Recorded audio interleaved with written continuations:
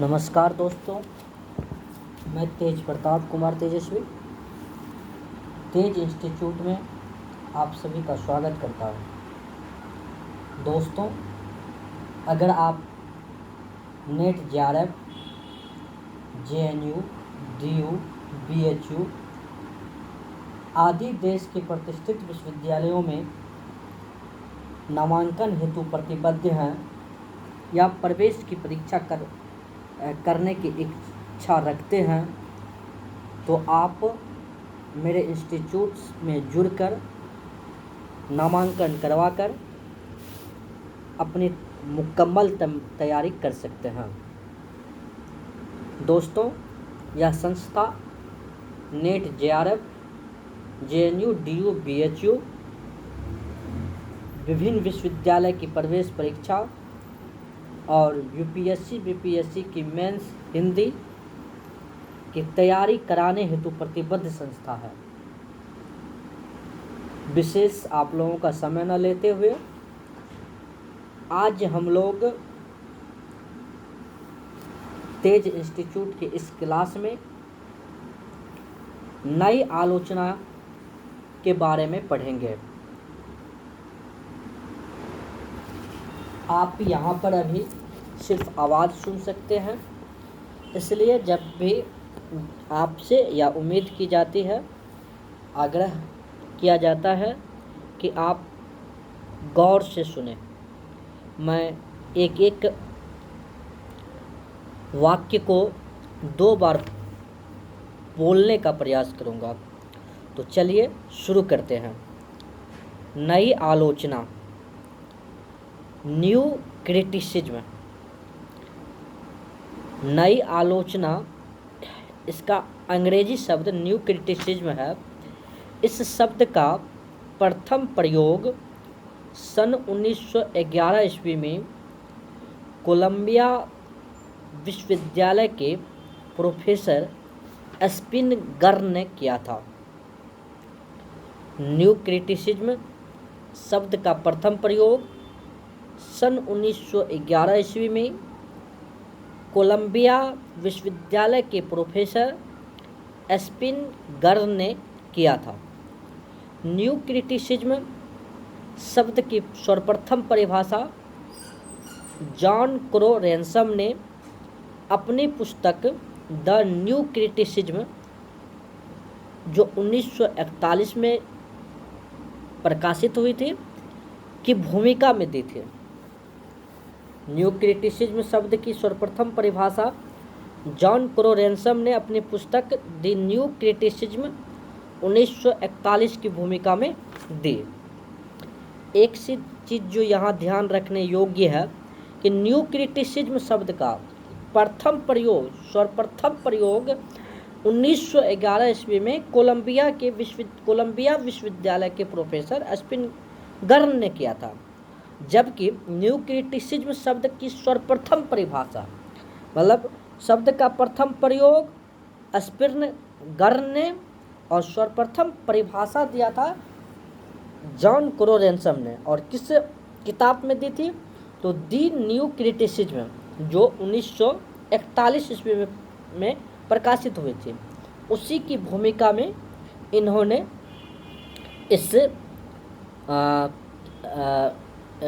इसकी परिभाषा देने का प्रयास किया था। खैर, आगे बढ़ते हैं। आलोचना के क्षेत्र में न्यू क्रिटिसिज्म का सूत्रपात टी.एस. इलियट और आई.ए. रिचर्ड्स से माना जाता है। आलोचना के क्षेत्र में न्यू क्रिटिसिज्म का सूत्रपात किससे माना जाता है? तो टी.एस. इलियट और आई.ए. रिचर्ड्स से माना जाता है। नई आलोचना को रोमांटिसिज्म के विरुद्ध एक नए क्लासिकल पुनरुत्थान अर्थात नव अभिजातवाद के रूप में देखा गया। नई आलोचना को रोमांटिसिज्म के विरुद्ध एक नए क्लासिकल पुनरुत्थान नव अभिजातवाद के रूप में देखा गया। नई आलोचना में विभिन्न शब्दों के विभिन्न प्रवर्तक रहे हैं। जिस प्रकार से आप हिंदी साहित्य में जब शब्द की उत्पत्ति के बारे में पढ़ते हैं तो वहाँ पर आप देखते हैं कि विभिन्न विद्वानों ने विभिन्न तरह से रासो शब्द की उत्पत्ति बताया। ठीक उसी प्रकार से नई आलोचना में जो पाश्चात्य आलोचना के क्षेत्र में आते हैं तो उसमें भी कुछ शब्द हैं, उस शब्द के प्रवर्तक भिन्न भिन्न आलोचक भिन्न भिन्न विद्वान रहे हैं। तो चलिए देखते हैं कि प्रथम अंतर्विरोध शब्द का प्रवर्तक कौन था। तो अंतर्विरोध शब्द का प्रवर्तक थे क्लिंट ब्रुक्स। विरोध शब्द का प्रवर्तक कौन थे? Clint brooks. तनाव शब्द के प्रवर्तक थे एलेन टेट। तनाव शब्द के प्रवर्तक कौन थे? Allen TET. अनेकार्थकता शब्द के प्रवर्तक कौन थे? William Empson. अनेकार्थकता शब्द के प्रवर्तक कौन थे? William Empson. विरोधाभास शब्द के प्रवर्तक कौन थे? Robert Penn Warren. विरोधाभास शब्द के प्रवर्तक कौन थे? Robert Penn Warren. विडंबना और विसंगति शब्द के प्रवर्तक कौन थे? क्लिंट ब्रुक्स, जो अंतर्विरोध शब्द के प्रवर्तक थे। विडंबना और विसंगति शब्द के प्रवर्तक कौन थे? Clint brooks. चलिए अब हम लोग नई आलोचना से संबंधित कुछ प्रमुख आलोचक और उनके द्वारा रचित ग्रंथ के बारे में पढ़ते हैं। तो चलिए शुरुआत करते हैं। इसके प्रथम आलोचक हैं Frank Raymond Leavis.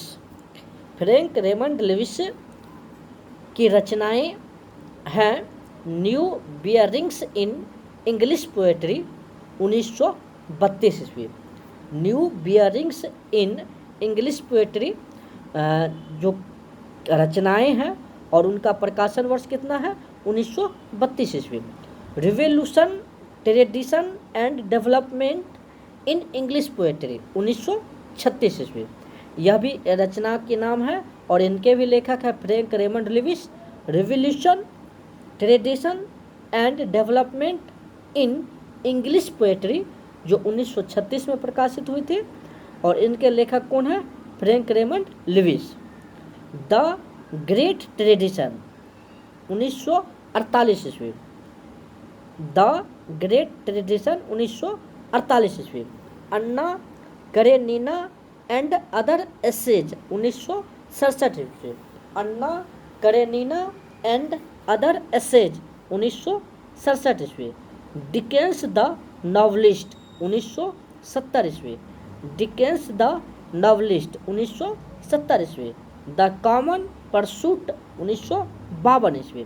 The common pursuit 1952 ईस्वी। दूसरे प्रमुख आलोचक हैं मिडल्टन मरे।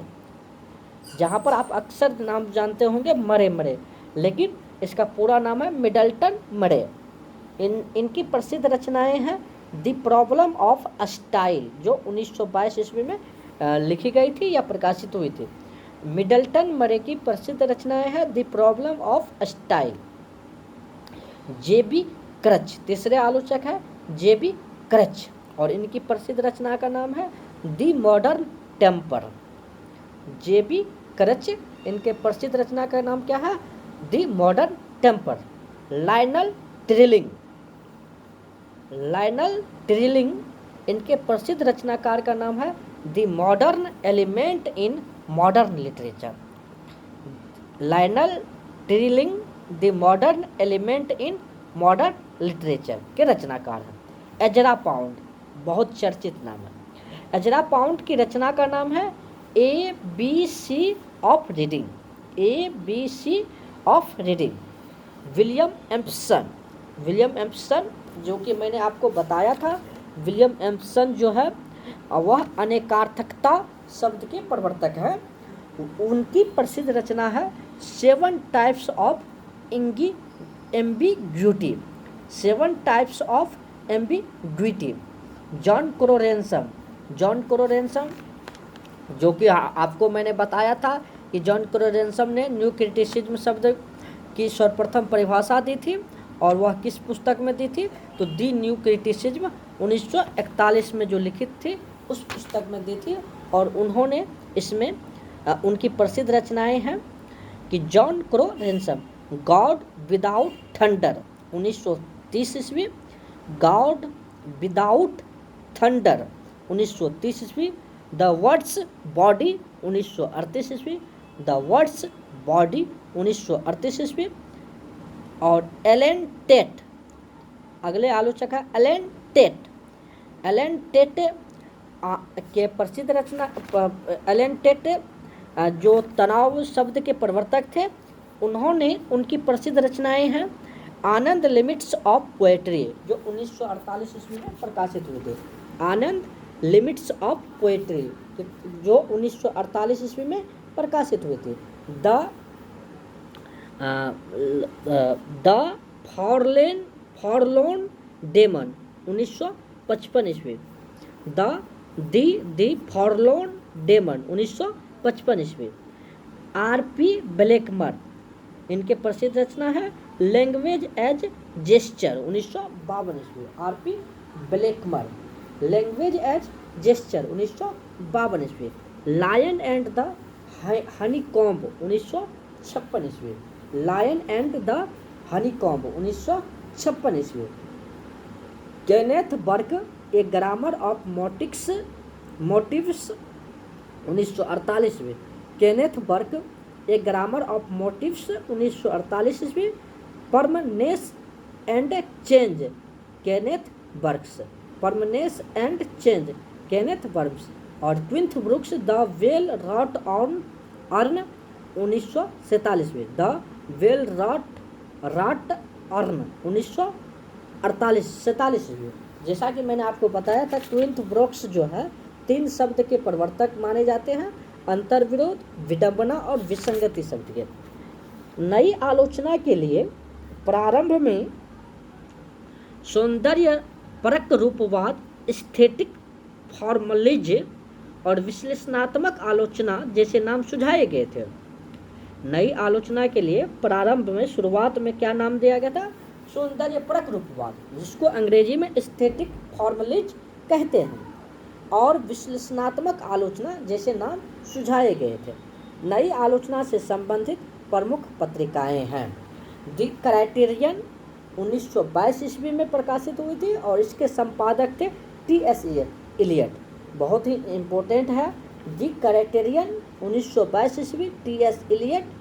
स्क्रूटनी 1932 ईस्वी, एफ.आर. लेविस। स्क्रूटनी 1932 ईस्वी, इसके संपादक थे एफ.आर. लेविस। द फ्यूजिटिव, जिसके संस्थापक थे संपादक थे जॉन क्रो रैनसम। वही जॉन क्रो रैनसम जिन्होंने नई न्यू क्रिटिसिज्म की परिभाषा दी थी। ठीक है, तो आज की क्लास में बस इतना ही, फिर हम लोग आगे की क्लास इस पर करेंगे।